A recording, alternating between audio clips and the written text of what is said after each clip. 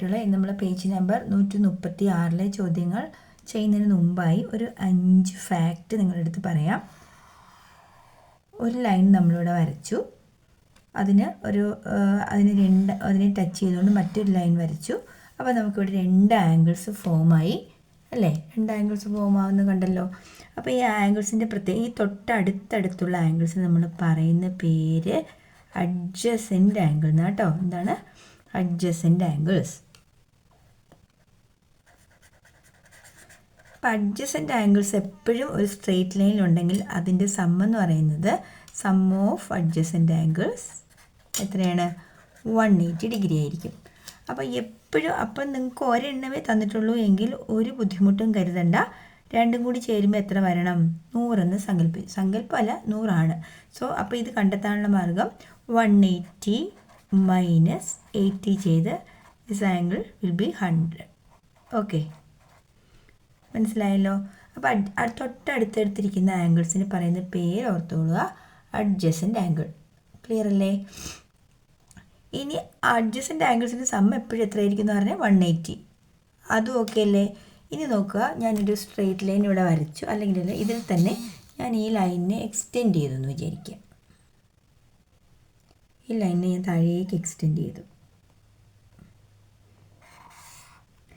Extend ചെയ്യുമ്പോൾ ഉണ്ടാവുന്ന angle നോക്കി, ഇതൊരു സ്ട്രെയിറ്റ് ലൈൻ ആണല്ലോ. ഉറപ്പായിട്ടും ഇത് 100 ആണെങ്കിൽ ഇത് 80 ആണല്ലോ. ഇതും സ്ട്രെയിറ്റ് ലൈൻ അല്ലേ? അപ്പം ഇത് 80 ആണെങ്കിൽ ഇത് 100 അല്ലേ? അപ്പോൾ ഇതിൽ നമുക്ക് പുതിയൊരു പഠന നേട്ടവും കൂടെ നമുക്ക് കിട്ടി. എന്താ പഠന നേട്ടം? ഈ ഓപ്പോസിറ്റ് ആംഗിൾസ് ഈക്വൽ ആണ്. ഇവിടെയും ഓപ്പോസിറ്റ് ആംഗിൾസ് ഈക്വൽ ആണ്.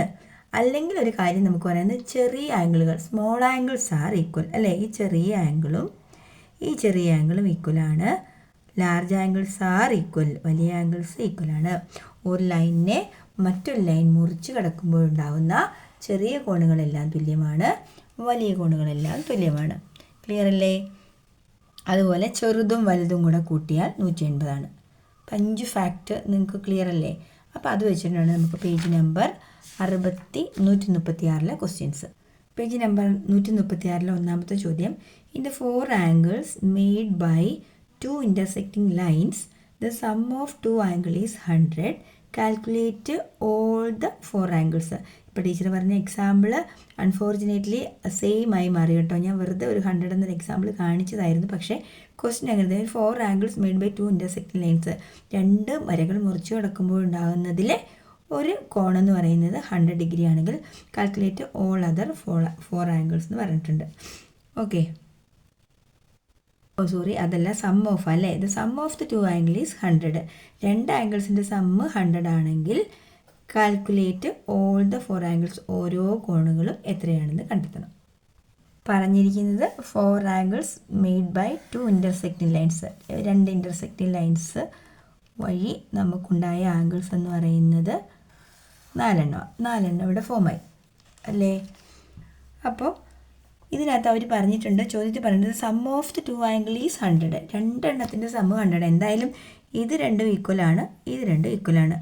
എന്തായാലും ലാർജ് ആംഗിൾ ഇത് ചിത്രത്തിൽ കണ്ടാത്ത 90യേക്കാളും വലുതാണ്. അപ്പോൾ 2 എണ്ണം ആഡ് ചെയ്താൽ 100 വരണമെങ്കിൽ ഇത് 50 ഇത് 50 എന്ന് കൊടുത്താലല്ലേ കറക്റ്റ് ആവത്തുള്ളൂ. ചെറിയ ആംഗിളുകൾ തമ്മിൽ കൂട്ടുമ്പോഴാണ് 100 വരുന്നത്.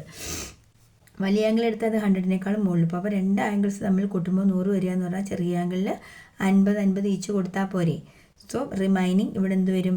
ഈ ആംഗിൾ 130 വരും. അപ്പോൾ ഇതും എന്ത് തന്നെയാണ്? 130. അപ്പോൾ 4 ആംഗിൾസ് നമുക്ക് കിട്ടിയില്ലേ? That's all. അടുത്തത് രണ്ടാമത്തെ ചോദ്യം, in the 4 angles made by 2 intersecting lines 1 angle is half of another. Calculate all 4 angles.